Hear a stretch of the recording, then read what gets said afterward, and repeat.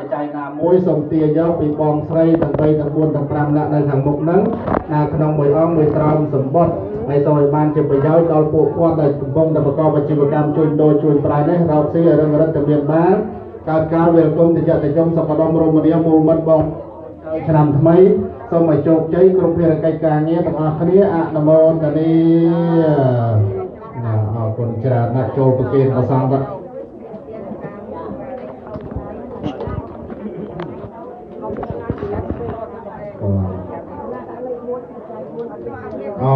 number 4នឹងមានន័យថាបច្ច័យ4យ៉ាងណាទៅដាក់ number sign ហើយលេខ4មកហ្នឹងបច្ច័យ4អរគុណច្រើនបងសុខសប្បាយ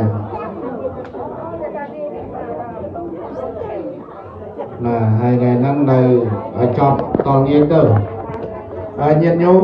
អូនលើជ័យជាតិដលងជាតិអីខាងក្រៅឆ្អិននៅបើឆ្អិនឲ្យយើងចែកចាយគ្នាហូបពិសាអីបដាអញ្ចឹងទៅបង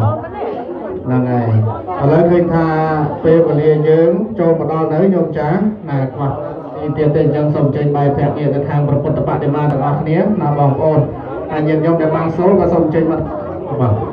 ដាក់ត្រង់នឹងសិនបាទញាតិញោមក៏សូមបាយប្រាក់នេះទៅខាងព្រះពុទ្ធបដិមាទាំងអស់គ្នាបង You gonna join my YouTube channel. កាន់តែទៀតទៅអស់ហ្នឹងទៅបាទអូខេតែដាក់ប៉ះតុកមកបាទបានប៉ះក៏ដល់មកហើយចង់បាំងស្ទូលអីបច្ច័យអីដាក់នៅផ្ទាល់ហ្នឹងទៅចង់កសាងអីក៏ដាក់សម្បត្តិហើយសរសេរចំនួនអីចឹងទៅបាទហ្នឹងបាំងស្ទូលទៅដល់ចដូនចតាកុំម៉ែញាតិបាត់សាច់សាលហិតរបស់យើងហើយបើយើងនឹកឃើញថាចង់កំណត់ទ្រព្យទុកនៅក្នុងប្រសាសនាជួយកសាងរបងវត្តខ្លោងទ្វារ$10 $20អីទៀតចឹងទៅអញ្ចឹងសូមបង្អាប់បុណ្យទៅកសលទាំងអស់គ្នាណាលើកដៃបន្នំឡើងអនិច្ចាវតសង្ខារាឧបា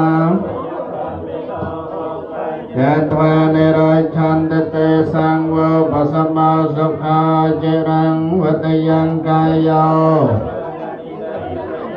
ត